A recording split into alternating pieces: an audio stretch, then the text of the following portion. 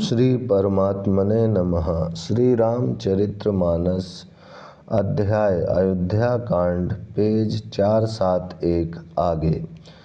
यह चंद्रमा श्री रामचंद्र जी के सुंदर प्रेम रूपी अमृत से पूर्ण है। यह गुरु के अपमान रूपी दोष से दूषित नहीं है। तुमने इस यश रूपी चंद्रमा की सृष्टि करके पृथ्वी पर भी अमृत को सुलभ कर दिया। अब श्री रामचंद्र जी के भक्त इस अमृत से तृप्त हो लें। राजा भगीरथ गंगा जी को लाए, जिन गंगा जी का स्मरण ही संपूर्ण सुंदर मंगलों की खान है। दशरथ जी के गुण समूहों का तो वर्णन ही नहीं किया जा सकता। अधिक क्या, जिनकी बराबरी का जगत में कोई नहीं है। जिनके प्रेम और संकोच शील के वश में होकर स्वयं सच्चिदानंद घन भगवान श्री राम आकर प्रकट हुए, जिन्हें श्री महादेव जी अपने हृदय के नेत्रों से कभी आघा कर नहीं देख पाए, अर्थात जिनका स्वरूप हृदय में देखते देखते शिव जी कभी तृप्त नहीं हुए, परंतु उनसे भी बढ़कर तुमने कीर्ति रूपी अनुपम चंद्रमा को उत्पन्न किया, जिसमें श्री राम प्रेम ही हिरण के चिन्ह के रूप में बसता है। हे तात, तुम व्यर्थ ही हृदय में ग्लानि कर रहे हो। पारस पाकर भी तुम दरिद्रता से डर रहे हो। हे भरत सुनो, हम झूठ नहीं कहते, हम उदासीन हैं, किसी का पक्ष नहीं करते, तपस्वी हैं, किसी की मुँह देखी नहीं कहते, और वन में रहते हैं, किसी से कुछ प्रयोजन नहीं रखते। सब साधनों का उत्तम फल हमें लक्ष्मण जी, श्री राम जी और श्री सीता जी का दर्शन प्राप्त हुआ। सीता लक्ष्मण सहित श्री राम दर्शन रूप उस महान फल का परम फल यह तुम्हारा दर्शन है। प्रयागराज समेत हमारा बड़ा भाग्य है। हे भरत, तुम धन्य हो, तुमने अपने यश से जगत को जीत लिया है। ऐसा कहकर मुनि प्रेम में मग्न हो गए। भारद्वाज मुनि के वचन सुनकर सभासद हर्षित हो गए। साधु साधु कहकर सराहना करते हुए देवताओं ने फूल बरसाए। आकाश में और प्रयागराज में धन्य धन्य की ध्वनि सुन सुनकर भरत जी प्रेम में मग्न हो रहे हैं। भरत जी का शरीर पुलकित है, हृदय में श्री सीताराम जी हैं और कमल के समान नेत्र प्रेम अश्रुओं के जल से भरे हैं। वे मुनियों की मंडली को प्रणाम करके गदगद वचन बोले।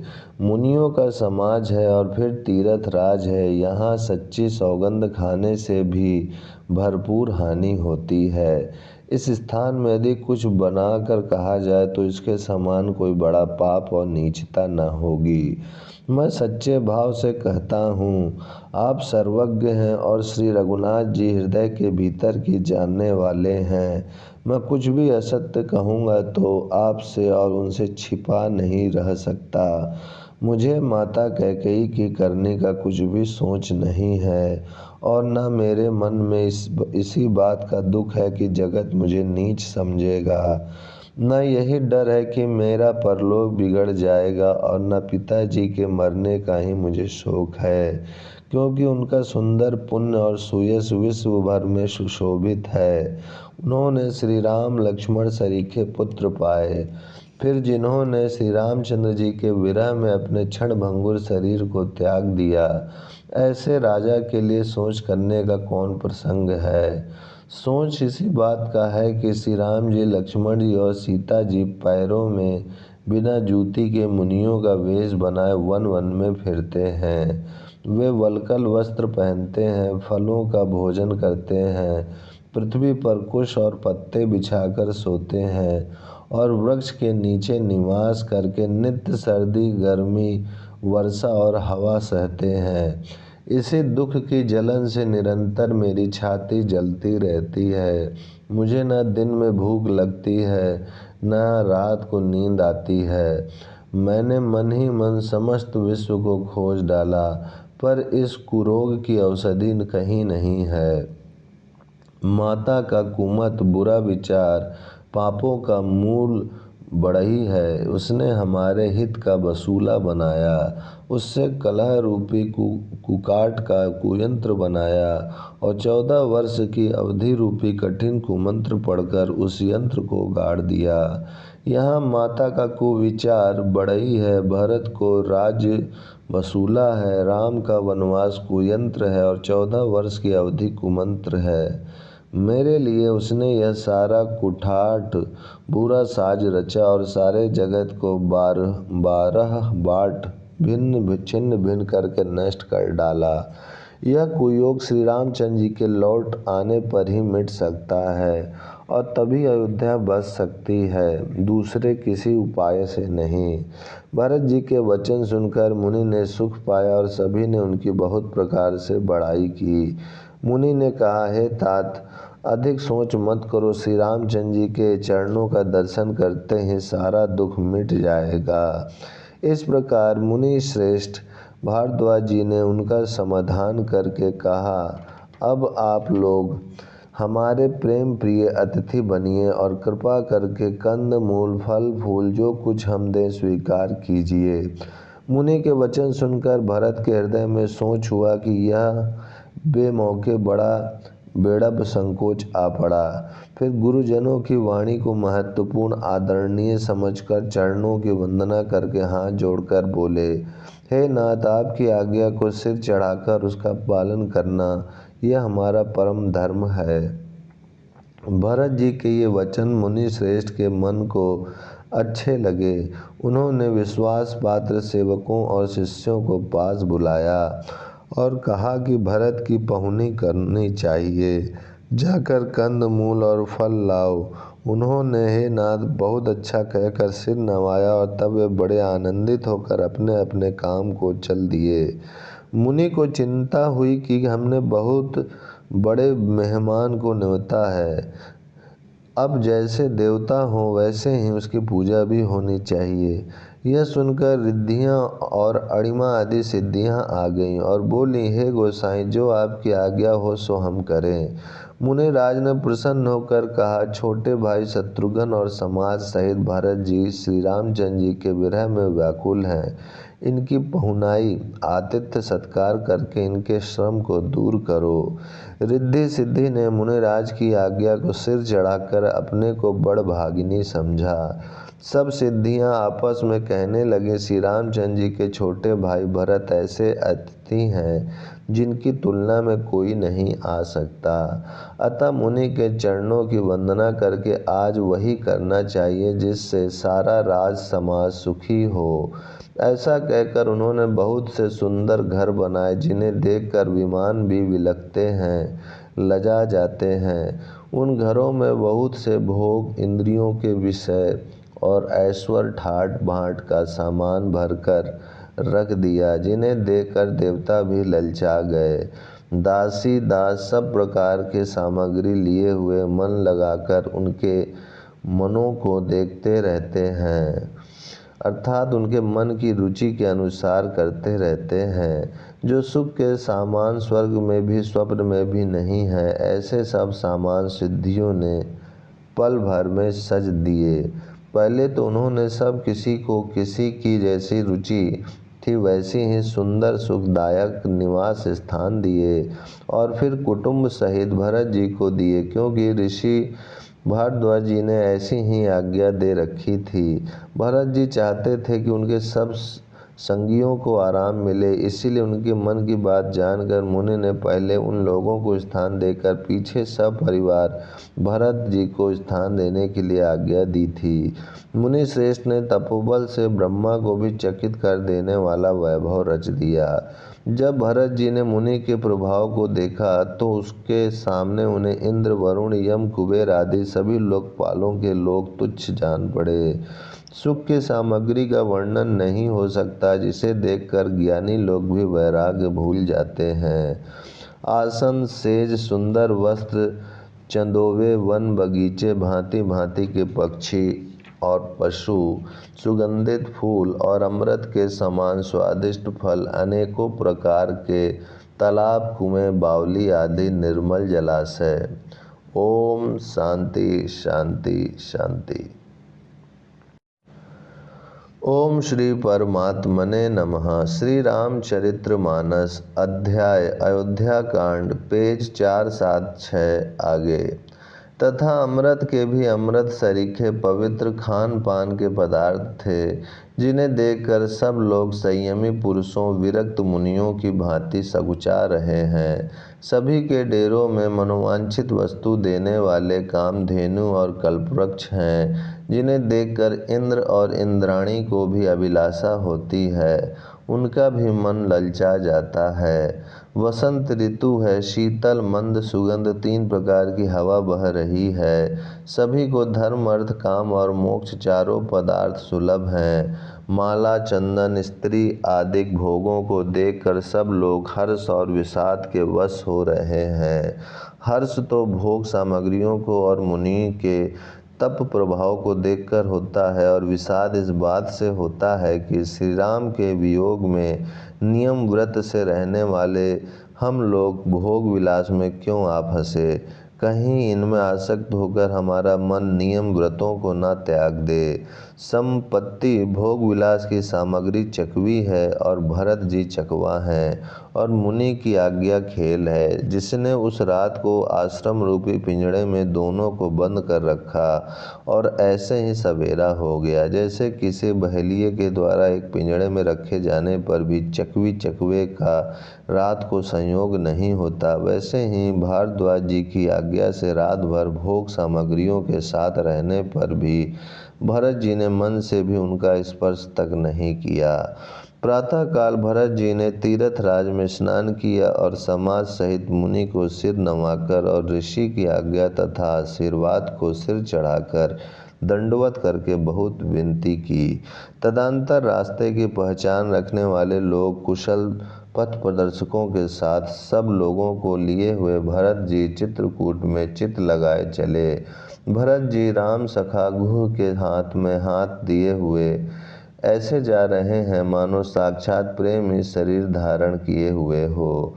ना तो उनके पैरों में जूते हैं और न सिर पर छाया है। उनका प्रेम नियम व्रत और धर्म निष्कपट सच्चा है।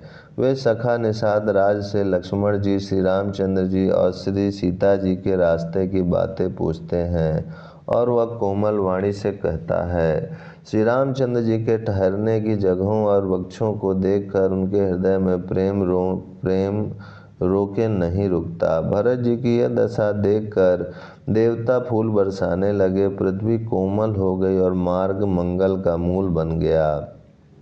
बादल छाया किए जा रहा है, सुख देने वाली सुंदर हवा बह रही है। भरत जी के जाते समय मार्ग जैसा सुखदायक हुआ, वैसा श्री रामचंद्र जी को भी नहीं हुआ था। रास्ते में असंख्य जड़ चेतन जीव थे, उनमें से जिनको प्रभु श्री रामचंद्र जी ने देखा अथवा जिन्होंने प्रभु श्री रामचंद्र जी को देखा, वे सब उसी समय परम पद के अधिकारी हो गए। परंतु अब भरत जी के दर्शनों ने तो उनका भाव जन्म मरण रूपी रोग मिटा ही दिया। श्री राम दर्शन से तो वे परम पद के अधिकारी ही हुए थे, परंतु भरत दर्शन से उन्हें वह परम पद प्राप्त हो गया। भरत जी के लिए यह कोई बड़ी बात नहीं है, जिन्हें श्री राम जी स्वयं अपने मन में स्मरण करते रहते हैं। जगत जो भी मनुष्य एक बार राम कह लेते हैं, वे भी तरने तारने वाले हो जाते हैं। फिर भरत जी तो श्री रामचंद्र जी के प्यारे तथा उनके छोटे भाई ठहरे, तब भला उनके लिए मार्ग मंगल सुखदायक कैसे न हो। सिद्ध साधु और श्रेष्ठ मुनि ऐसा कह रहे हैं और भरत जी को देखकर हृदय में हर्ष लाभ करते हैं। भरत जी के इस प्रेम के प्रभाव को देखकर देवराज इंद्र को सोच हो गया कि कहीं इनके प्रेमवश श्री राम जी लौट ना जाएं और हमारा बना बनाया काम बिगड़ जाए। संसार भले के लिए भला और बुरे के लिए बुरा है। मनुष्य जैसा आप होता है, जगत उसे वैसा ही दिखता है। उसने गुरु बृहस्पति जी से कहा, हे प्रभु, वही उपाय कीजिए जिससे श्री रामचंद्र जी और भरत जी की भेंट ही ना हो। श्री रामचंद्र जी संकोची और प्रेम के वश हैं और भरत जी प्रेम के समुद्र हैं। बनी बनाई बात बिगड़ना चाहती है, इसलिए कुछ छल ढूंढकर इसका उपाय कीजिए। इंद्र के वचन सुनते ही देवगुरु बृहस्पति मुस्कुराए। उन्होंने 1000 नेत्रों वाले इंद्र को ज्ञान रूपी नेत्र से रहित मूर्ख समझा और कहा, हे देवराज, माया के स्वामी श्री रामचंद्र जी के सेवक के साथ कोई माया करता है तो वह उलटकर अपने ही ऊपर आ पड़ती है। उस समय पिछली बार तो श्री रामचंद्र जी का रुख जानकर कुछ किया था, परंतु इस समय कुचाल करने से हानि ही होगी। हे देवराज, श्री रघुनाथ जी का स्वभाव सुनो। वे अपने प्रति किए हुए अपराध से कभी रुष्ट नहीं होते, पर जो कोई उनके भक्त का अपराध करता है वह श्री राम की क्रोधाग्नि में जल जाता है। लोक और वेद दोनों में इतिहास कथा प्रसिद्ध है। इस महिमा को दुर्वासा जी जानते हैं।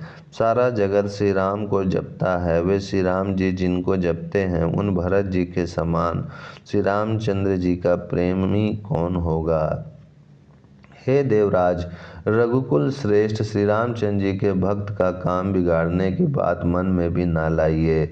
ऐसा करने से लोक में अपयश और परलोक में दुख होगा और शोक का सामान दिनों दिन बढ़ता ही चला जाएगा। हे देवराज, हमारा उपदेश सुनो। श्री रामचंद्र जी को अपना सेवक परम प्रिय हैं। वे अपने सेवक की सेवा से सुख मानते हैं और सेवक के साथ वैर करने से बड़ा भारी वैर मानते हैं। यद्यपि वे सम हैं, उनमें न राग है न द्वेष है और न वे किसी का पाप पुण्य और गुण दोष ही ग्रहण करते हैं। उन्होंने विश्व में कर्म को ही प्रधान कर रखा है। जो जैसा करता है वह वैसा ही फल भोगता है।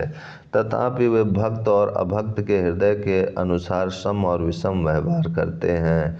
भक्त को प्रेम से गले लगा लेते हैं और अभक्त को मार कर तार देते हैं।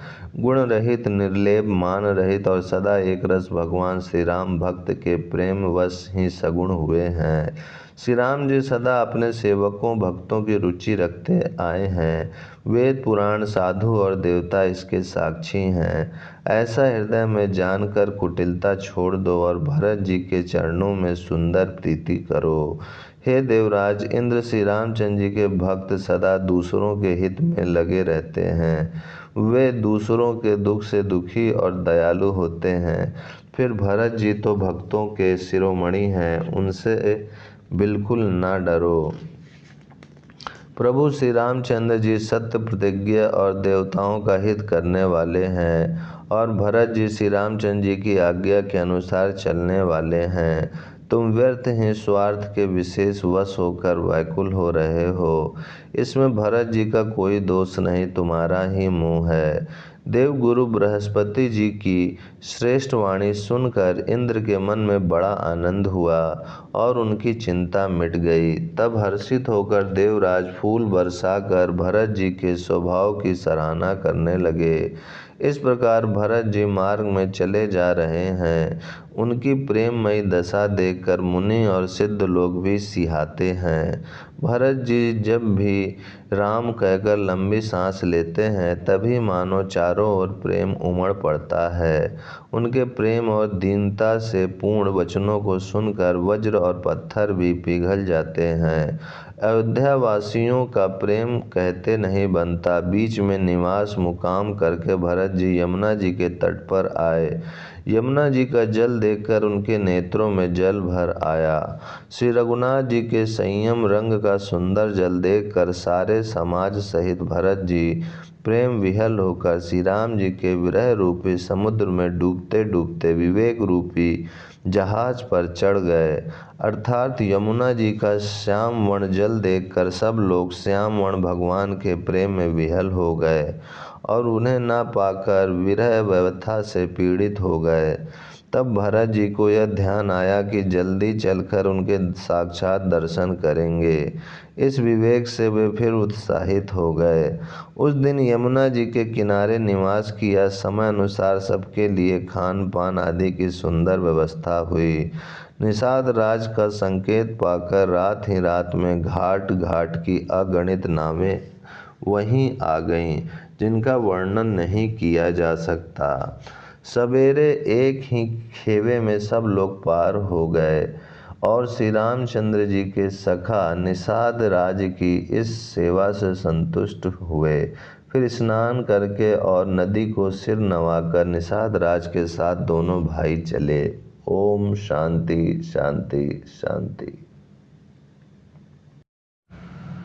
ओम श्री परमात्मने नमः। श्री रामचरित्र मानस अध्याय अयोध्या कांड, पेज 481।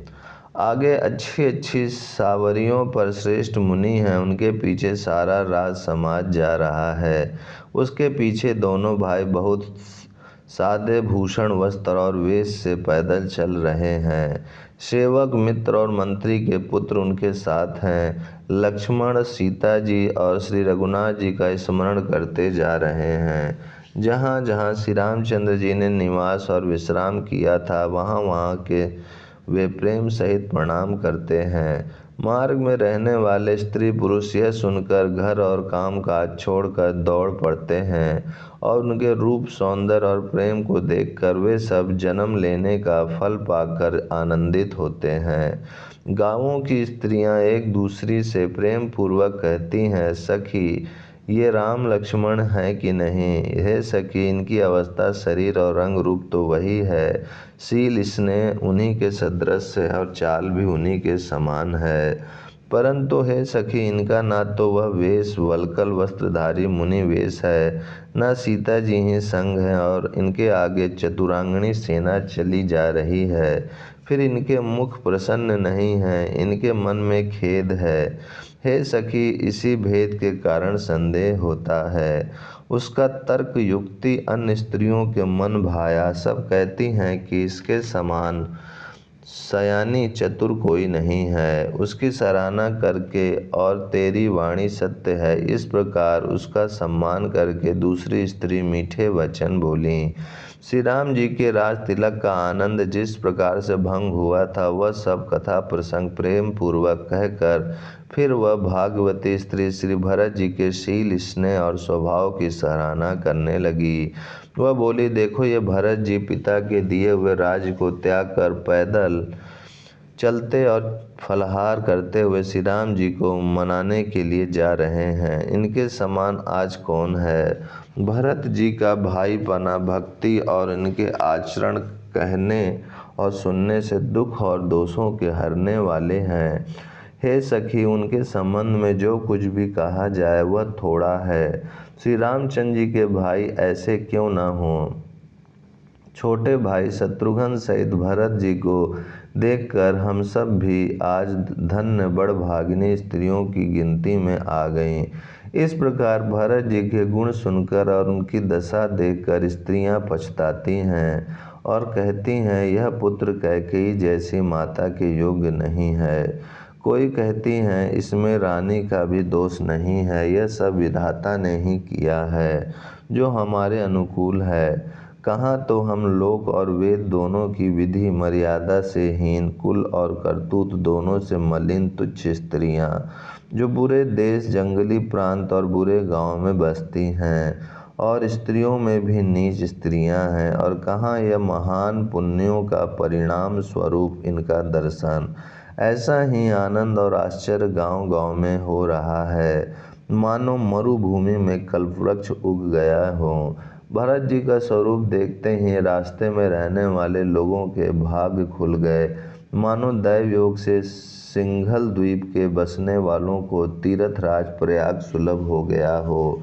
इस प्रकार अपने गुणों सहित श्री रामचंद्र जी के गुणों की कथा सुनते और श्री रघुनाथ जी को स्मरण करते हुए भरत जी चले जा रहे हैं।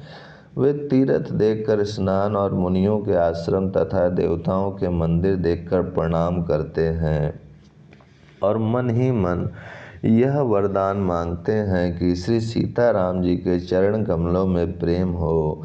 मार्ग में भील, कोल आदि वनवासी तथा वानप्रस्थ ब्रह्मचारी, सन्यासी और विरक्त मिलते हैं।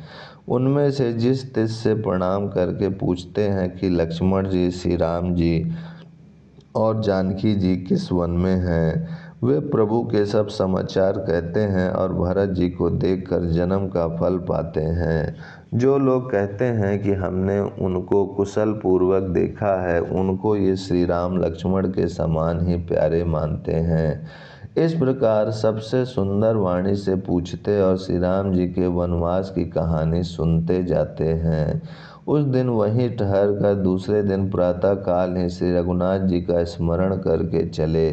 साथ के सब लोगों को भी भरत जी के समान ही श्री रामचंद्र जी के दर्शन की लालसा लगी हुई है। सबको मंगल सूचक शकुन हो रहे हैं। सुख देने वाले पुरुषों के दाहिने और स्त्रियों के बाएं नेत्र भुजाएं फड़क रही हैं। समाज सहित भरत जी को उत्साह हो रहा है कि श्री रामचंद्र जी मिलेंगे और दुख का दाह मिट जाएगा। जिसके जी में जैसा है वह वैसे ही मनोरथ करता है। सब स्नेह रूपी मदिरा से छके प्रेम में मतवाले हुए चले जा रहे हैं। अंग स्थिर है, रास्ते में पैर डगमगा रहे हैं और प्रेमवश विहल वचन बोल रहे हैं। राम सखा निषाद राज ने उसी समय स्वाभाविक ही सुहावना पर्वत शिरोमणि कामादगिरि दिखलाया, जिसके निकट ही पयस्विनी नदी के तट पर सीता जी समेत दोनों भाई निवास करते हैं। सब लोग उस पर्वत को देखकर जानकी जीवन श्री रामचंद्र जी की जय हो ऐसा कहकर दंडवत प्रणाम करते हैं। राज समाज प्रेम में ऐसा मग्न है मानो श्री रघुनाथ जी अयोध्या को लौट चले हैं। भरत जी का उस समय जैसा प्रेम था वैसा शेष जी भी नहीं कह सकते। कवि के लिए तो वह वैसा ही अगम है जैसा अहंता और ममता से मलिन मनुष्यों के लिए ब्रह्मानंद। सब लोग श्री रामचंद्र जी के प्रेम के मारे स्थिर होने के कारण सूर्यास्त होने तक दिन भर में 2 ही कोस चल पाए और जल स्थल का सुपास देखकर रात को वहां बिना खाए पिए ही रह गए। रात बीतने पर श्री रघुनाथ जी के प्रेमी भरत जी ने आगे गमन किया। उधर श्री रामचंद्र जी रात शेष रहते ही जागे। रात को सीता जी ने ऐसा स्वप्न देखा जिसे वे श्री रामचंद्र जी को सुनाने लगी। मानो समाज सहित भरत जी यहाँ आए हैं। प्रभु के वियोग की अग्नि से उनका शरीर संतप्त है। सभी लोग मन में उदास, दीन और दुखी हैं। सासुओं को दूसरी ही सूरत में देखा। सीता जी का स्वप्न सुनकर श्री रामचंद्र जी के नेत्रों में जल भर आया और सबको सोच से छुड़ा देने वाले प्रभु स्वयं लीला से सोच के वश हो गए और बोले, लक्ष्मण ये स्वप्न अच्छा नहीं है। कोई भीषण कुसमाचार, बहुत ही बुरी खबर सुनावेगा। ऐसा कहकर उन्होंने भाई सहित स्नान किया और त्रिपुरारी महादेव जी का पूजन करके साधुओं का सम्मान किया। देवताओं का सम्मान, पूजन और मुनियों की वंदना करके श्री रामचंद्र जी बैठ गए और उत्तर दिशा की ओर देखने लगे। आकाश में धूल छा रही है। बहुत से पक्षी और पशु व्याकुल होकर भागे हुए प्रभु के आश्रम को आ रहे हैं। तुलसीदास जी कहते हैं कि प्रभु श्री रामचंद्र जी यह देखकर उठे और सोचने लगे कि क्या कारण है। वे चित्त में आश्चर्य युक्त हो गए। उसी समय कोल भीलों ने आकर सब समाचार कहे। तुलसीदास जी कहते हैं कि सुंदर मंगल वचन सुनते ही श्री राम जी के मन में बड़ा आनंद हुआ। शरीर में पुलकावली छा गई और शरद ऋतु के कमल के समान नेत्र प्रेम अश्रुओं से भर गए। सीतापति श्री रामचंद्र जी पुनः सोच के वश हो गए कि भरत के आने का क्या कारण है। फिर एक ने आकर ऐसा कहा कि उनके साथ में बड़ी भारी चतुरांगनी सेना है। यह सुनकर श्री रामचंद्र जी को अत्यंत सोच हुआ। इधर तो पिता के वचन और इधर भाई भरत जी का संकोच। भरत जी के स्वभाव को मन में समझकर तो प्रभु श्री रामचंद्र जी चित्त को ठहराने के लिए कोई स्थान ही नहीं पाते हैं। ओम शांति शांति शांति। ओम श्री परमात्मने नमः। श्री रामचरितमानस अध्याय अयोध्या कांड, पेज 486 आगे। तब यह जानकर समाधान हो गया कि भरत साधु और सयाने हैं तथा मेरे कहने में आज्ञाकारी हैं। लक्ष्मण जी ने देखा कि प्रभु श्री रामचंद्र जी के हृदय में चिंता है तो वे समय के अनुसार अपना नीति युक्त विचार कहने लगे। हे स्वामी, आपके बिना ही पूछे मैं कुछ कहता हूँ। सेवक समय पर ढिठाई करने से ढीठ नहीं समझा जाता, अर्थात आप पूछें तब मैं कहूँ ऐसा अवसर नहीं है, इसीलिए यह मेरा कहना ढिठाई नहीं होगा। हे स्वामी, आप सर्वज्ञों में शिरोमणि हैं, सब जानते ही हैं। मैं सेवक तो अपनी समझ की बात कहता हूँ। हे नाथ, आप परम सुहृद, बिना ही कारण परम हित करने वाले, सरल हृदय तथा शील और स्नेह के भंडार हैं। आपका सभी पर प्रेम और विश्वास है और अपने हृदय में सबको अपने ही समान जानते हैं, परंतु मूढ़ विषयी जीव प्रभुता पाकर मोहवश अपने असली स्वरूप को प्रकट कर देते हैं। भरत नीति परायण, साधु और चतुर है तथा प्रभु आपके चरणों में उनका प्रेम है। इस बात को सारा जगत जानता है। वे भरत भी आज श्री राम जी आपका पद, सिंहासन या अधिकार पाकर धर्म की मर्यादा को मिटाकर चले हैं। कुटिल खोटे भाई भरत कुछ समय देखकर और यह जानकर कि राम जी आप वनवास में अकेले असहाय हैं, अपने मन में बुरा विचार करके समाज जोड़कर राज्य को निष्कंटक करने के लिए यहाँ आए हैं। करोड़ों अनेकों प्रकार की कुटिलताएं रचकर सेना बटोर कर दोनों भाई आए हैं। यदि इनके हृदय में कपट और कुचाल न होते तो रथ, घोड़े और हाथियों की कतार ऐसे समय किसे सुहाती। परंतु भरत को ही व्यर्थ कौन दोष दे। राजपद पा जाने पर सारा जगत ही पागल मतवाला हो जाता है। चंद्रमा गुरु पत्नीगामी हुआ, राजा नहुष ब्राह्मणों की पालकी पर चढ़ा और राजा वेन के समान नीच तो कोई नहीं होगा जो लोक और वेद दोनों से विमुख हो गया। सहस्त्रबाहु देवराज इंद्र और त्रिशंकु आदि किसी को राजमद ने कलंक नहीं दिया। भरत ने यह उपाय उचित ही किया है, क्योंकि शत्रु और ऋण को कभी जरा भी शेष नहीं रखना चाहिए।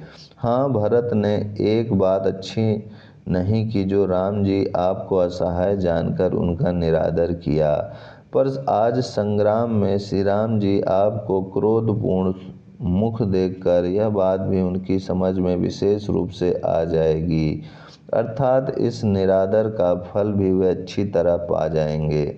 इतना कहते ही लक्ष्मण जी नीति रस भूल गए और युद्ध रस रूपी वृक्ष पुलकावली के बहाने से फूल उठा, अर्थात नीति की बात कहते कहते उनके शरीर में वीर रस छा गया।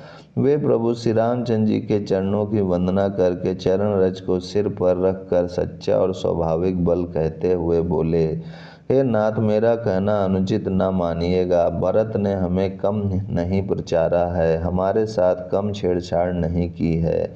आखिर कहाँ तक सहा जाए और मन मारे रहा जाए, जब स्वामी हमारे साथ हैं और धनुष हमारे हाथ में है। क्षत्रिय जाति रघुकुल में जन्म और फिर मैं श्री राम जी आपका अनुगामी सेवक हूँ, यह जगत जानता है। फिर भला कैसे सहा जाए।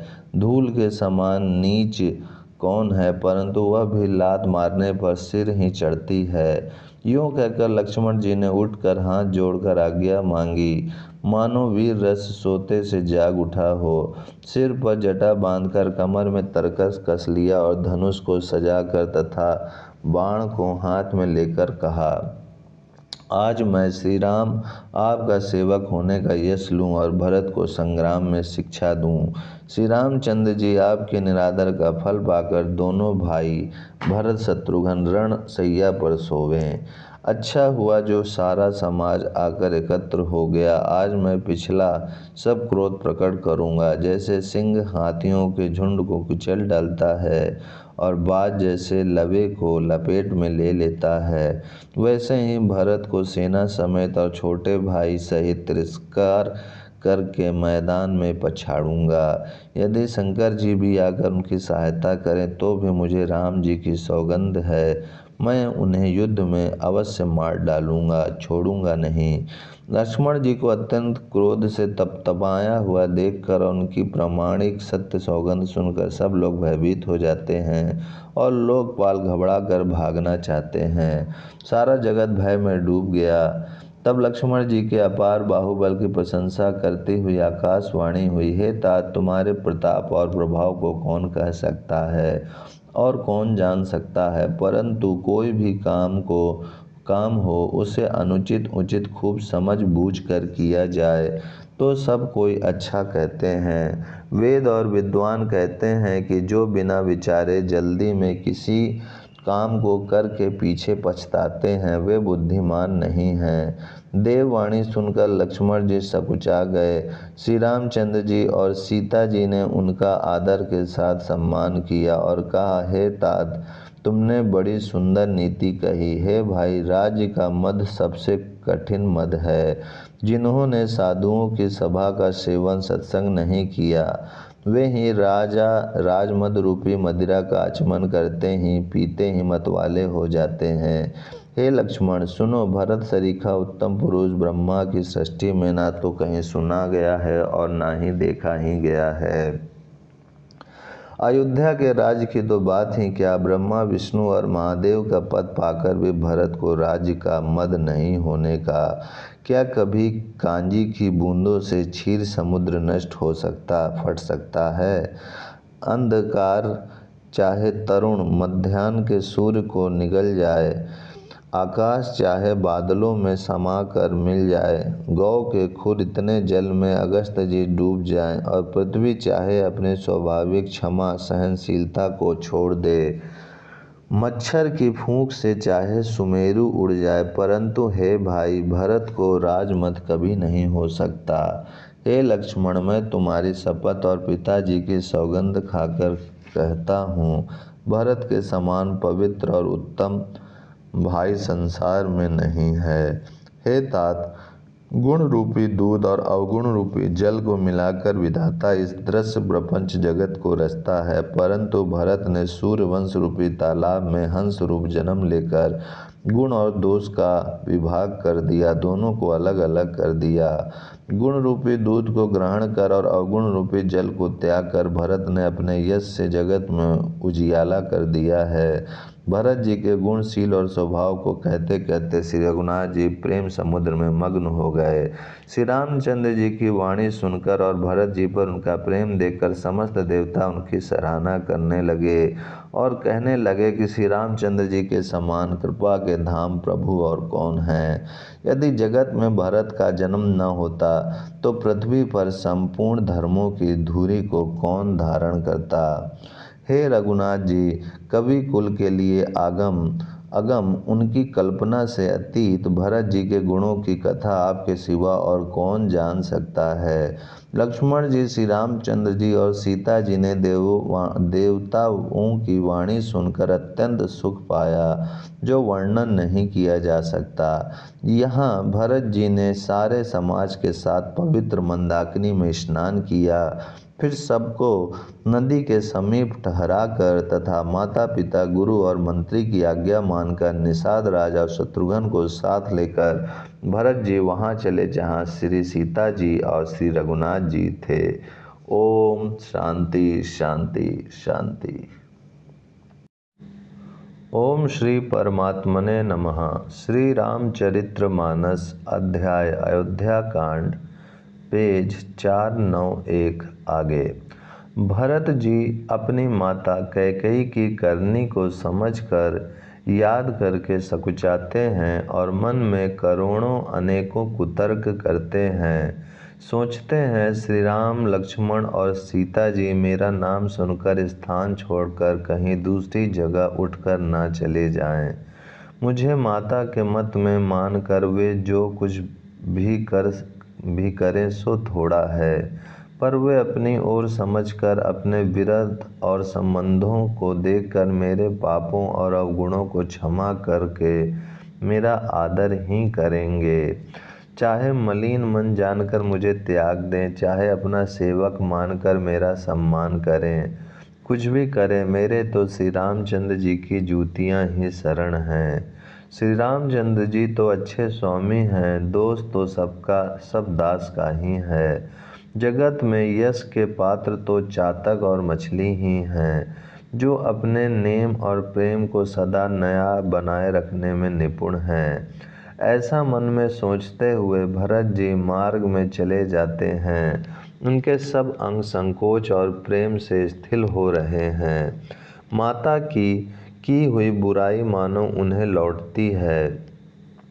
उन्हें लौटाती है। पर धीरज की धुरी को धारण करने वाले भरत जी भक्ति के बल से चले जाते हैं। जब श्री रघुनाथ जी के स्वभाव को समझते स्मरण करते हैं तब मार्ग में उनके पैर जल्दी जल्दी पड़ने लगते हैं।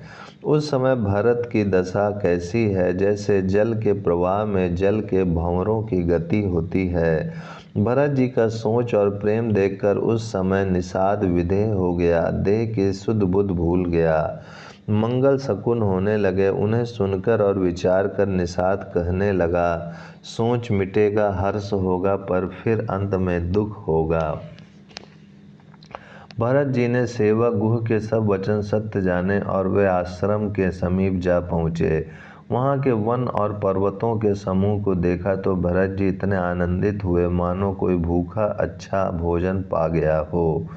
जैसे इर्ति के भय से दुखी हुई और तीनों आध्यात्मिक, आदि दैविक और आदि भौतिक तापों तथा क्रूर ग्रहों और महामारियों से पीड़ित प्रजा किसी उत्तम देश और उत्तम राज्य में जाकर सुखी हो जाए, भरत जी की गति दशा ठीक उसी प्रकार की हो रही है। अधिक जल बरसना न बरसना, चूहों का उत्पात, टिड्डियाँ, तोते और दूसरे राजा की चढ़ाई, खेतों में बाधा देने वाले इन 6 उपद्रवों की इर्ति कहते हैं। श्री रामचंद्र जी के निवास से वन की संपत्ति ऐसे सुशोभित है मानो अच्छे राजा को पाकर प्रजा सुखी हो। सुहावना वन ही पवित्र देश है, विवेक उसका राजा है और वैराग्य मंत्री है।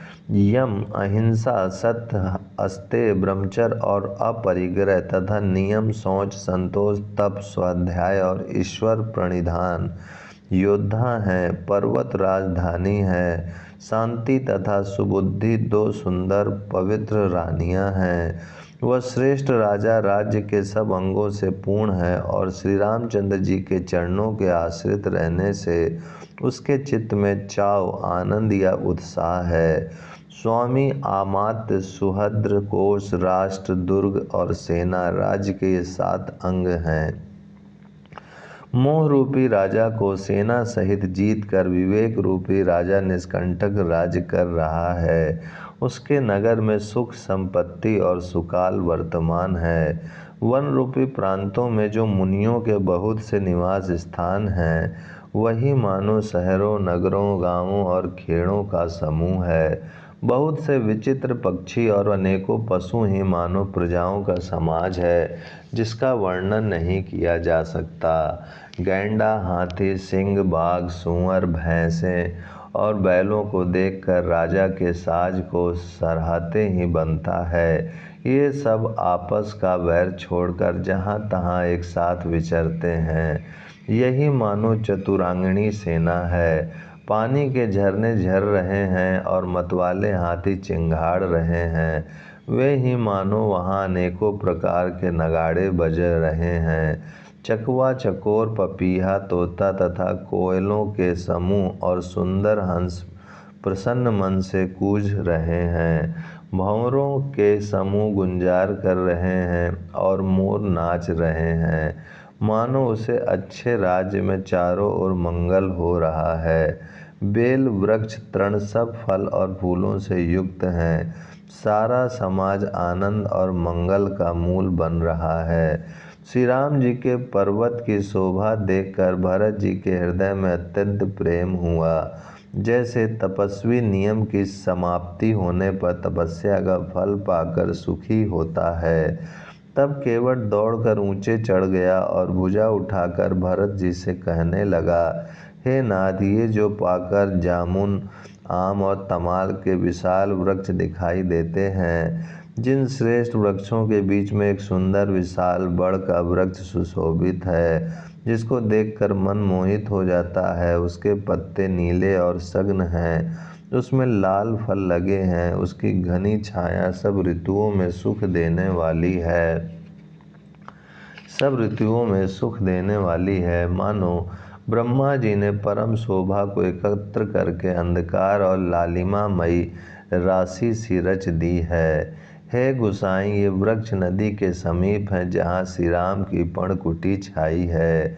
वहाँ तुलसी जी के बहुत से सुंदर वृक्ष सुशोभित हैं, जो कहीं कहीं सीता जी ने और कहीं लक्ष्मण जी ने लगाए हैं। इसी बड़ की छाया में सीता जी ने अपने कर कमलों से सुंदर वेदी बनाई है, जहाँ सुजान श्री सीताराम जी मुनियों के वृंद समेत बैठकर नित्य शास्त्र वेद और पुराणों के सब कथा इतिहास सुनते हैं। सखा के वचन सुनकर और वृक्षों को देखकर भरत जी के नेत्रों में जल उमड़ आया। दोनों भाई प्रणाम करते हुए चले। उनके प्रेम का वर्णन करने में सरस्वती जी भी सकुचाती हैं। श्री रामचंद्र जी के चरण चिन्ह देखकर दोनों भाई ऐसे हर्षित होते हैं मानो दरिद्र पारस पा गया हो। वहाँ की रज को मस्तक पर रखकर हृदय में और नेत्रों में लगाते हैं और श्री रघुनाथ जी के मिलने के समान सुख पाते हैं। भरत जी की अत्यंत अनिवर्चनीय दशा देखकर वन के पशु पक्षी और जड़ वृक्ष आदि जीव प्रेम में मग्न हो गए हैं। प्रेम के विशेष वश होने से सखा निषाद राज को भी रास्ता भूल गया। तब देवता सुंदर रास्ता बतलाकर फूल बरसाने लगे। भरत के प्रेम की इस स्थिति को देखकर सिद्ध और साधक लोग भी अनुराग से भर गए। उनके स्वाभाविक प्रेम की प्रशंसा करने लगे कि यदि इस पृथ्वी तल पर भरत का जन्म अथवा प्रेम न होता तो जड़ को चेतन और चेतन को जड़ कौन करता। प्रेम अमृत है, विरह मंदराचल पर्वत है, भरत जी गहरे समुद्र हैं। कृपा के समुद्र श्री रामचंद्र जी ने देवता और साधुओं के हित के लिए स्वयं इस भरत रूपी गहरे समुद्र को विरह रूपी मंदराचल से मत कर यह प्रेम रूपी अमृत प्रकट किया है। सखा निषाद राज सहित इस मनोहर जोड़ी को सघन वन की आड़े के कारण लक्ष्मण जी नहीं देख पाए। भरत जी ने प्रभु श्री रामचंद्र जी के समस्त सुमंगलों के धाम और सुंदर पवित्र आश्रम को देखा। आश्रम में प्रवेश करते ही भरत जी का दुख और दाह जलन मिट गया, मानो योगी को परमार्थ परम तत्व की प्राप्ति हो गई हो। भरत जी ने देखा कि लक्ष्मण जी प्रभु के आगे खड़े हैं और पूछे हुए वचन प्रेम पूर्वक कह रहे हैं, पूछी हुई बात का प्रेम पूर्वक उत्तर दे रहे हैं। सिर पर जटा है, कमर में मुनियों का वलकल वस्त्र बांधे हैं और उसी में तरकस कसे हैं। हाथ में बाण तथा कंधे पर धनुष है। वेदी पर मुनि तथा साधुओं का समुदाय बैठा है और सीता जी सहित श्री रघुनाथ जी विराजमान हैं। श्री राम जी के वलकल वस्त्र हैं, जटा धारण किए हैं, श्याम शरीर है। सीता राम जी ऐसे लगते हैं मानो रति और कामदेव ने मुनि का वेश धारण किया हो। श्री राम जी अपने कर कमलों से धनुष बाण फेर रहे हैं और हंस कर देखते ही जी की जलन हर लेते हैं। अर्थात जिसकी ओर भी एक बार हंसकर देख लेते हैं उसी को परम आनंद और शांति मिल जाती है। सुंदर मुनि मंडली के बीच में सीता जी और रघुकुल चंद्र श्री रामचंद्र जी ऐसे सुशोभित हो रहे हैं मानो ज्ञान की सभा में साक्षात भक्ति और सच्चिदानंद शरीर धारण करके विराजमान हैं। ओम शांति शांति शांति। ओम श्री परमात्मने नमः। श्री रामचरित्र मानस अध्याय अयोध्या कांड पेज 496 आगे। छोटे भाई शत्रुघ्न और सखा निषाद राज समेत भरत जी का मन प्रेम में मग्न हो रहा है। हर्ष शोक सुख दुख आदि सब भूल गए। हे नाथ रक्षा कीजिए, हे गुसाई रक्षा कीजिए, ऐसा कहकर वे पृथ्वी पर दंड की तरह गिर पड़े। प्रेम भरे वचनों से लक्ष्मण जी ने पहचान लिया और मन में जान लिया कि भरत जी प्रणाम कर रहे हैं। वे श्री राम जी की ओर मुंह किए खड़े थे। भरत जी पीठ पीछे थे, इससे उन्होंने देखा नहीं। अभी सोर तो भाई भरत जी का सरस प्रेम और उधर स्वामी श्री रामचंद्र जी की सेवा की प्रबल परवशता। ना तो क्षण भर के लिए भी सेवा से पृथक होकर मिलते ही बनता है और न प्रेमवश छोड़ते उपेक्षा करते हैं। कोई श्रेष्ठ कभी ही लक्ष्मण जी के चित्त की इस गति दुविधा का वर्णन कर सकता है। वे सेवा पर भार रखकर रह गए, सेवा को ही विशेष महत्वपूर्ण समझकर उसी में लगे रहे, मानो चढ़ी हुई पतंग को खिलाड़ी पतंग उड़ाने वाला खींच रहा हो। लक्ष्मण जी ने प्रेम सहित पृथ्वी पर मस्तक नवाकर कहा, हे रघुनाथ जी, भरत जी प्रणाम कर रहे हैं। यह सुनते ही श्री रघुनाथ जी प्रेम में अधीर होकर उठे। कहीं वस्त्र गिरा, कहीं तरकस, कहीं धनुष और कहीं बाण। कृपा निदान श्री रामचंद्र जी ने उनको जबरदस्ती उठाकर हृदय से लगा लिया। भरत जी और श्री रामचंद्र जी के मिलने की रीति को देखकर सबको अपनी शुद्ध बुद्ध भूल गई। मिलने की प्रीति कैसी बखानी जाए, वह तो कवि कुल के लिए कर्म मन वाणी तीनों से अगम है। दोनों भाई भरत जी और श्री राम जी मन बुद्धि चित्त और अहंकार को भुलाकर परम प्रेम से पूर्ण हो रहे हैं। कहिए उस श्रेष्ठ प्रेम को कौन प्रकट करे। कवि की बुद्धि किसकी छाया का अनुसरण करे। कवि तो अक्षर और अर्थ का ही सच्चा बल है, नट ताल की गति के अनुसार ही नाचता है। भरत जी और श्री रघुनाथ जी का प्रेम अगम्य है, जहाँ ब्रह्मा विष्णु और महादेव का भी मन नहीं जा सकता। उस प्रेम को मैं कुबुद्धि किस प्रकार कहूँ। भला गांडरी की तात से भी कहीं सुंदर राग बज सकता है। तालाबों और झीलों में एक तरह की घास होती है, उसे गांडर कहते हैं। भरत जी और श्री रामचंद्र जी के मिलने का ढंग देखकर देवता भयभीत हो गए। उनकी धुकधुकी धड़कने लगी। देव गुरु बृहस्पति जी ने समझाया, तब कहीं वे मूर्ख चेते और फूल बरसाकर प्रशंसा करने लगे। फिर श्री राम जी प्रेम के साथ शत्रुघ्न से मिलकर तब केवट निषाद राज से मिले। प्रणाम करते हुए लक्ष्मण जी से भरत जी बड़े ही प्रेम से मिले। तब लक्ष्मण जी ललक कर बड़ी उमंग के साथ छोटे भाई शत्रुघ्न से मिले। फिर उन्होंने निषाद राज को हृदय से लगा लिया। फिर भरत शत्रुघ्न दोनों भाइयों ने उपस्थित मुनियों को प्रणाम किया और इच्छित आशीर्वाद पाकर वे आनंदित हुए। छोटे भाई शत्रुघ्न सहित भरत जी प्रेम में उमंग कर सीता जी के चरण कमलों की रज सिर पर धारण कर बार बार प्रणाम करने लगे। सीता जी ने उन्हें उठाकर उनके सिर को अपने कर कमलों से स्पर्श कर सिर पर हाथ फेर कर उन दोनों को बैठाया। सीता जी ने मन ही मन आशीर्वाद दिया, क्योंकि वे स्नेह में मग्न हैं, उन्हें देह की सुध बुध नहीं है। सीता जी को सब प्रकार से अपने अनुकूल देखकर भरत जी सोच रहित हो गए और उनके हृदय का कल्पित भय जाता रहा। उस समय ना तो कोई कुछ कहता है, ना कोई कुछ पूछता है। मन प्रेम से परिपूर्ण है, वह अपनी गति से खाली है, अर्थात संकल्प विकल्प और चांचल्य से शून्य है। उस अवसर पर केवट निषाद राज धीरज धर और हाथ जोड़कर प्रणाम करके विनती करने लगा, हे नाथ मुनिनाथ वशिष्ठ जी के साथ सब माताएं, नगरवासी, सेवक, सेनापति, मंत्री सब आपके वियोग से व्याकुल होकर आए हैं। गुरु का आगमन सुनकर सील के समुद्र श्री रामचंद्र जी ने सीता जी के पास शत्रुघ्न जी को रख दिया और वे परम धीर धर्म धुरंधर दीन दयालु श्री रामचंद्र जी उसी समय वेग के साथ चल पड़े। गुरु जी के दर्शन करके लक्ष्मण जी सहित प्रभु श्री रामचंद्र जी प्रेम में भर गए और दंडवत प्रणाम करने लगे। मुनि श्रेष्ठ वशिष्ठ जी ने दौड़कर उन्हें हृदय से लगा लिया और प्रेम में उमंग कर वे दोनों भाइयों से मिले। फिर प्रेम से पुलकित होकर केवट निषाद राज ने अपना नाम लेकर दूर से ही वशिष्ठ जी को दंडवत प्रणाम किया।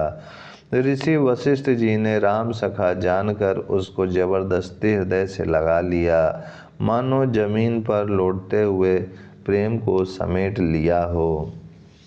श्री रघुनाथ जी की भक्ति सुंदर मंगलों का मूल है। इस प्रकार कहकर सराहना करते हुए देवता आकाश से फूल बरसाने लगे। वे कहने लगे, जगत में इसके समान सर्वथा नीच कोई नहीं और वशिष्ठ जी के समान बड़ा कौन है। जिस निषाद को देखकर मुनिराज वशिष्ठ जी लक्ष्मण जी से भी अधिक उससे आनंदित होकर मिले, ये सब सीतापति श्री रामचंद्र जी के भजन का प्रत्यक्ष प्रताप और प्रभाव है। दया की खान सुजान भगवान श्री राम जी ने सब लोगों को दुखी मिलने के लिए व्याकुल जाना। तब जो जिस भाव से मिलने का अभिलाषी था उस प्रकार रुख रखते हुए उसकी रुचि के अनुसार उन्होंने लक्ष्मण जी सहित पल भर में सब किसी से मिलकर उनके दुख और कठिन संताप को दूर कर दिया।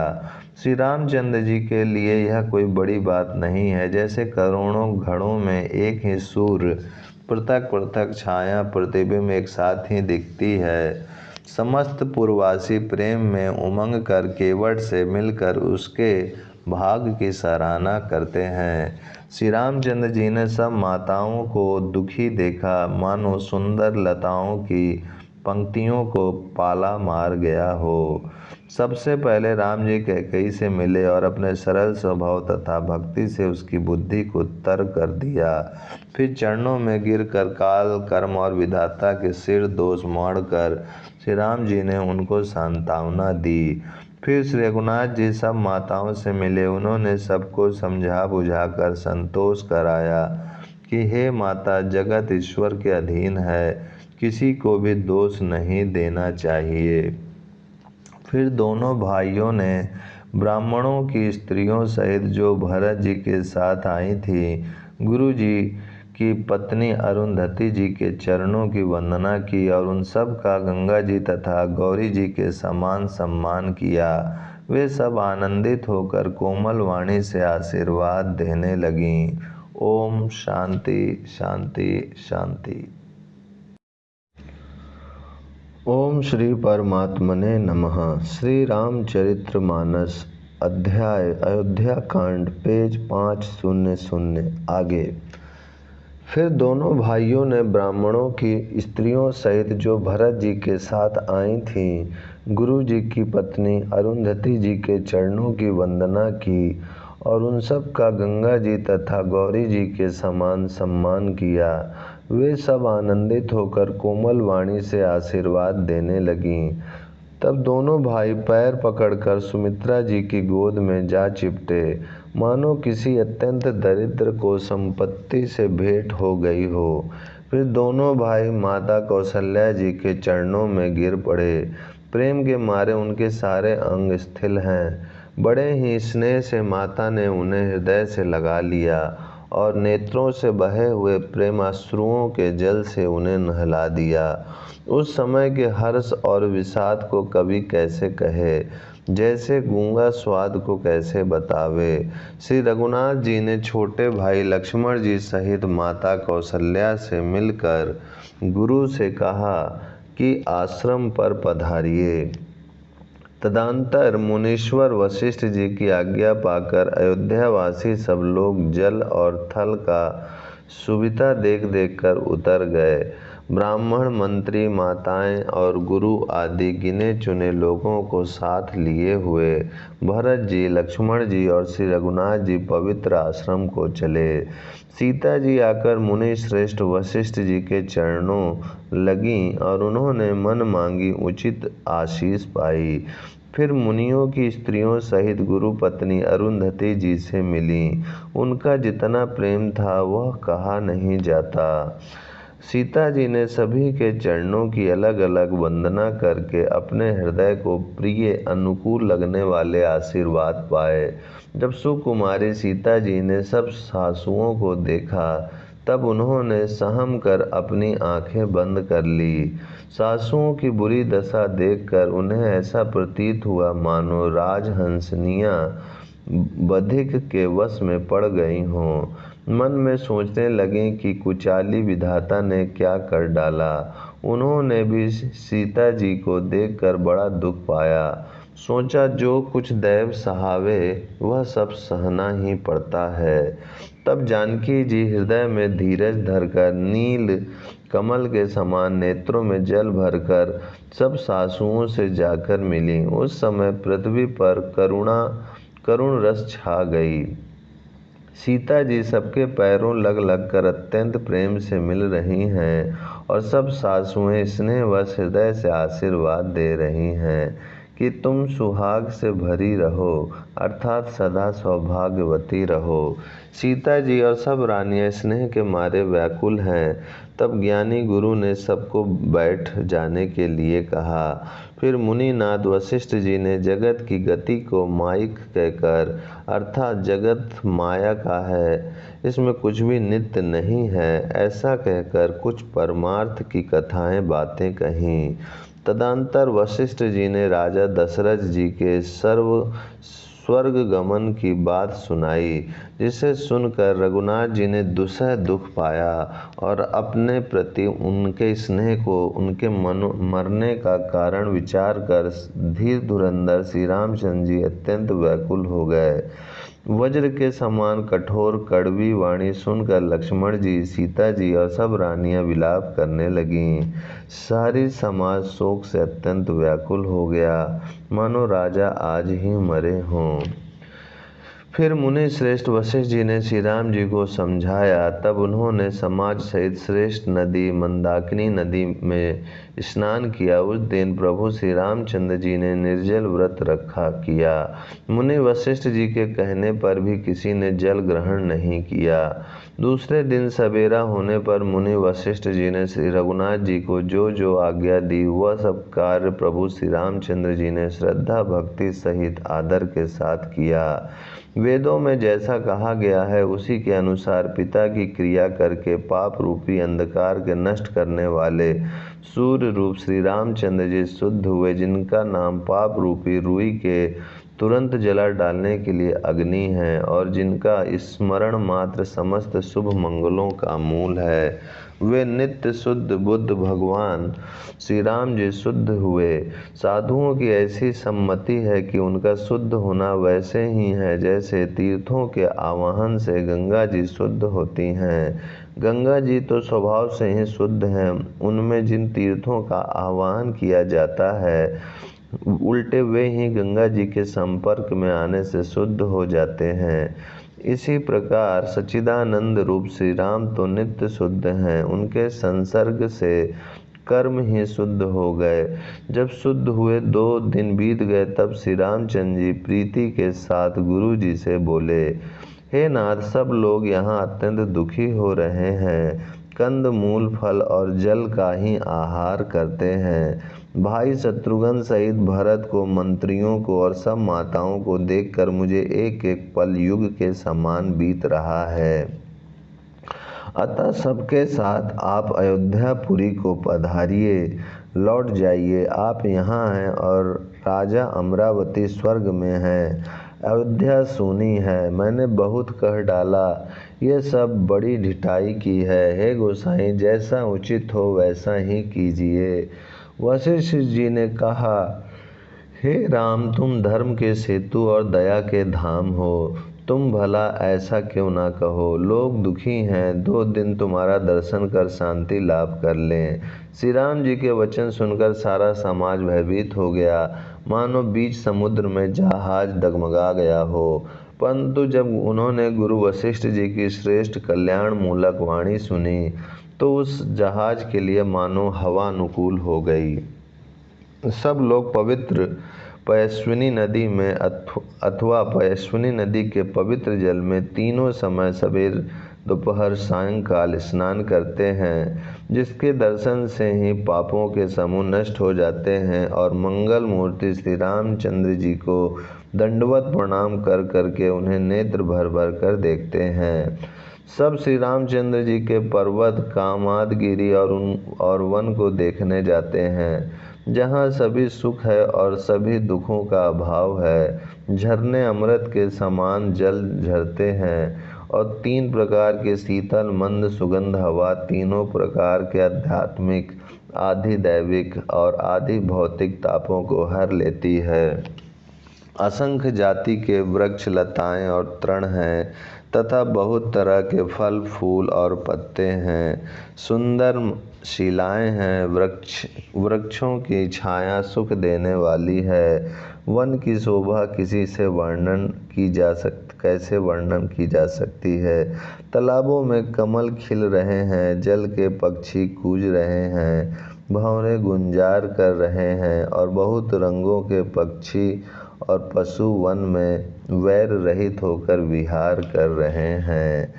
कोल, किरात और भील आदि वन के रहने वाले लोग पवित्र, सुंदर एवं अमृत के समान स्वादिष्ट मधु शहद को सुंदर दोने बनाकर उनमें भर भर कर तथा कंद, मूल, फल और अंकुर आदि की जूड़ियों को सबको विनय और प्रणाम करके उन चीज़ों के अलग अलग स्वाद, भेद, प्रकार, गुण और नाम बता कर देते हैं। लोग उनका बहुत दाम देते हैं पर वे नहीं लेते और लौटा देने में श्री राम जी की दुहाई देते हैं।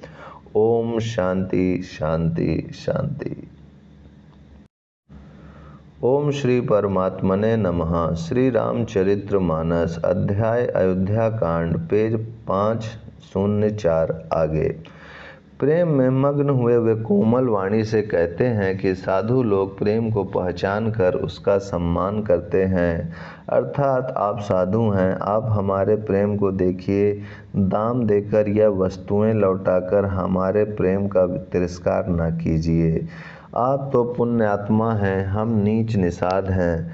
श्री राम जी की कृपा से ही हमने आप लोगों के दर्शन पाए हैं। हम लोगों को आपके दर्शन बड़े ही दुर्लभ हैं, जैसे मरुभूमि के लिए गंगा जी की धारा दुर्लभ है। देखिए कृपालु श्री रामचंद्र जी ने निषाद पर कैसी कृपा की है। जैसे राजा हैं वैसे ही उनके परिवार और प्रजा को भी होना चाहिए। हृदय में ऐसा जानकर संकोच छोड़कर और हमारा प्रेम देखकर कृपा कीजिए और हमको कृतार्थ करने के लिए ही फल, तृण और अंकुर लीजिए। आप प्रिय पाहुने वन में पधारे हैं, आपकी सेवा करने के योग्य हमारे भाग्य नहीं हैं। हे स्वामी, हम आपको क्या देंगे? भीलों की मित्रता तो बस ईंधन, लकड़ी और पत्तों ही तक है। हमारी तो यही बड़ी भारी सेवा है कि हम आपके कपड़े और बर्तन नहीं चुरा लेते। हम लोग जड़ जीव हैं, जीवों की हिंसा करने वाले हैं, कुटिल, कुचाली, कुबुद्धि और कुजाति हैं। हमारे दिन रात पाप करते ही बीतते हैं, तो भी ना तो हमारी कमर में कपड़ा है और ना पेट ही भरते हैं। हम में स्वप्न में भी कभी धर्म बुद्धि कैसी। ये सब तो श्री रघुनाथ जी के दर्शन का प्रभाव है। जब से प्रभु के चरण कमल देखे तब से हमारे दूसरे दुख और दोष मिट गए। वनवासियों के वचन सुनकर अयोध्या के लोग प्रेम में भर गए और उनके भाग्य की सराहना करने लगे। सब उनके भाग्य की सराहना करने लगे और प्रेम के वचन सुनाने लगे। उन लोगों के बोलने और मिलने का ढंग तथा श्री सीताराम जी के चरणों में उनका प्रेम देखकर सब सुख पा रहे हैं। उन कोल भीलों की वाणी सुनकर सभी नर नारी अपने प्रेम का निरादर करते हैं, उससे धिक्कार देते हैं। तुलसीदास जी कहते हैं कि यह रघुवंश मणि श्री रामचंद्र जी की कृपा है कि लोहा नौका को अपने ऊपर लेकर तैर गया। सब लोग दिनों दिन परम आनंदित होते हुए वन में चारों ओर विचरते हैं। जैसे पहली वर्षा के जल से मेढक और मोर मोटे हो जाते हैं, प्रसन्न होकर नाचते कूदते हैं। अयोध्यापुरी के पुरुष और स्त्री सभी प्रेम में अत्यंत मग्न हो रहे हैं। उनके दिन पल के समान बीत जाते हैं। जितनी सासुएं थीं उतने ही वेश रूप बनाकर सीता जी सब सासुओं की आदरपूर्वक एक सी सेवा करती हैं। श्री रामचंद्र जी के सिवा इस भेद को और किसी ने नहीं जाना। सब मायाएं पराशक्ति महामाया श्री सीता जी की माया में ही हैं। सीता जी ने सासुओं को सेवा से वश में कर लिया। उन्होंने सुख पाकर सीख और आशीर्वाद दिए। सीता जी समेत दोनों भाइयों श्री राम लक्ष्मण को सरल स्वभाव देखकर कुटिल रानी कैकेयी भरपेट पछताई। वह पृथ्वी तथा यमराज से याचना करती है, किंतु धरती बीच फटकर समा जाने के लिए रास्ता नहीं देती और विधाता मौत नहीं देता। लोक और वेद में प्रसिद्ध है और कवि ज्ञानी भी कहते हैं कि जो श्री राम जी से विमुख है उन्हें नरक में भी ठौर नहीं मिलती। सबके मन में यह संदेह हो रहा था कि हे विधाता, श्री रामचंद्र जी का अयोध्या जाना होगा या नहीं। भरत जी को ना तो रात को नींद आती है, ना दिन में भूख ही लगती है। वे पवित्र सोच में ऐसे विकल हैं जैसे नीचे तल के कीचड़ में डूबी हुई मछली को जल की कमी से व्याकुलता होती है। भरत जी सोचते हैं कि माता के मिस्र से काल ने कुचाल की है, जैसे धान के पकते समय इर्तिका भय आ उपस्थित हो। अब श्री रामचंद्र जी का राज अभिषेक किस प्रकार हो, मुझे तो एक भी उपाय नहीं सूझ पड़ता। गुरु जी की आज्ञा मानकर तो श्री राम जी अवश्य ही अयोध्या को लौट चलेंगे, परंतु मुनि वशिष्ठ जी तो श्री रामचंद्र जी की रुचि जानकर ही कुछ कहेंगे, अर्थात वे श्री राम जी की रुचि देखे बिना जानने को नहीं कहेंगे। माता कौशल्या जी के कहने से भी श्री रघुनाथ जी लौट सकते हैं, पर भला श्री राम जी को जन्म देने वाली माता क्या कभी हट करेगी? मुझ सेवक की तो बात ही कितनी है, उसमें भी समय खराब है, मेरे दिन अच्छे नहीं हैं और विधाता प्रतिकूल है। यदि मैं हट करता हूँ तो यह घोर कुकर्म अधर्म होगा, क्योंकि सेवा का धर्म शिव जी के पर्वत कैलाश से भी भारी निभाने में कठिन है। एक भी युक्ति भरत जी के मन में न ठहरी। सोचते ही सोचते रात बीत गई। भरत जी प्रातः काल स्नान करके और प्रभु श्री रामचंद्र जी को सिर नवाकर बैठे ही थे कि ऋषि वशिष्ठ जी ने उनको बुलवा भेजा। भरत जी गुरु के चरण कमलों में प्रणाम करके आज्ञा पाकर बैठ गए। उसी समय ब्राह्मण, महाजन, मंत्री आदि सभी सभासद आकर जुट गए। श्रेष्ठ मुनि वशिष्ठ जी समयोचित वचन बोले, हे सभासदों, हे सुजान भरत, सुनो। सूर्य कुल के सूर्य महाराज श्री रामचंद्र धर्म धुरंधर और स्वतंत्र भगवान हैं। वे सत्य प्रतिज्ञ हैं और वेद की मर्यादा के रक्षक हैं। श्री राम जी का अवतार ही जगत के कल्याण के लिए हुआ है। वे गुरु, पिता और माता के वचनों के अनुसार चलने वाले हैं, दुष्टों के दल का नाश करने वाले और देवताओं के हितकारी हैं। नीति, प्रेम, परमार्थ, स्वार्थ को श्री राम जी के समान यथार्थ तत्व से कोई नहीं जानता। ब्रह्मा, विष्णु, महादेव, चंद्र, सूर्य, दिक्पाल, माया, जीव, सभी कर्म और काल, शेष जी और पृथ्वी एवं पाताल के अन्याय नय राजा आदि, जहाँ तक प्रभुता है, और योग की सिद्धियाँ जो वेद और शास्त्रों में गाई गई हैं, हृदय में अच्छी तरह विचार कर देखो तो यह स्पष्ट दिखाई देगा कि श्री राम जी की आज्ञा इन सभी के सिर पर है, अर्थात श्री राम जी ही सबके एकमात्र महान महेश्वर हैं। अतएव श्री राम जी की आज्ञा और रुख रखने में ही हम सबका हित होगा। इस तत्व और रहस्य को समझकर अब तुम सयाने लोग जो सबको सम्मत हो वही मिलकर करो। श्री राम जी का राज्याभिषेक सबके लिए सुखदायक है। मंगल और आनंद का मूल यही एक मार्ग है। अब श्री रघुनाथ जी अयोध्या किस प्रकार चलें विचार कर कहो और वही उपाय किया जाए। मुनि श्रेष्ठ वशिष्ठ जी की नीति, परमार्थ और स्वार्थ लौकिक हित में सनी हुई वाणी सबने आदर पूर्वक सुनी, पर किसी को कोई उत्तर नहीं आता।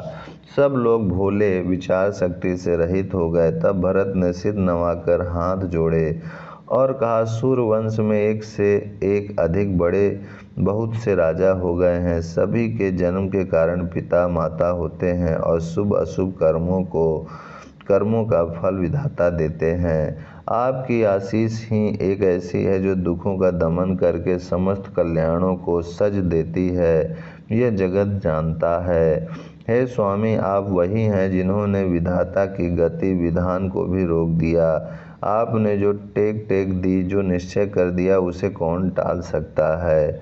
अब आप मुझसे उपाय पूछते हैं, यह सब मेरा अभाग्य है। भरत जी के प्रेममय वचनों को सुनकर गुरु जी के हृदय में प्रेम उमड़ आया। वे बोले, हे तात, बात सत्य है, पर है राम जी की कृपा से ही। राम विमुख को तो स्वप्न में भी सिद्धि नहीं मिलती। हे तात, मैं एक बात कहने में सकुचाता हूँ। बुद्धिमान लोग सर्वस्व जाता देखकर आधे की रक्षा के लिए आधा छोड़ दिया करते हैं। अतः तुम दोनों भाई भरत शत्रुघ्न वन को जाओ और लक्ष्मण, सीता और श्री रामचंद्र को लौटा दिया जाए। ये सुंदर वचन सुनकर दोनों भाई हर्षित हो गए। उनके सारे अंग परमानंद से परिपूर्ण हो गए। उनके मन प्रसन्न हो गए। श्री राम में उनकी प्रीति जो थी, उनके मन प्रसन्न हो गए। शरीर में तेज सुशोभित हो गया, मानो राजा दशरथ ही जी उठे हों और श्री रामचंद्र जी राजा हो गए हों। अन्य लोगों को तो इसमें लाभ अधिक और हानि कम प्रतीत हुई, परंतु रानियों को दुख सुख समान ही थे। राम लक्ष्मण वन में रहें या भरत शत्रुघ्न, दो पुत्रों का वियोग तो रहेगा ही। यह समझकर वे सब रोने लगीं। भरत जी कहने लगे, मुनि ने जो कहा वह करने से जगत भर के जीवों को उनकी इच्छित वस्तु देने का फल होगा। 14 वर्ष की कोई अवधि नहीं, मैं जन्म भर वन में वास करूँगा। मेरे लिए इससे बढ़कर और कोई सुख नहीं है। ओम शांति शांति शांति।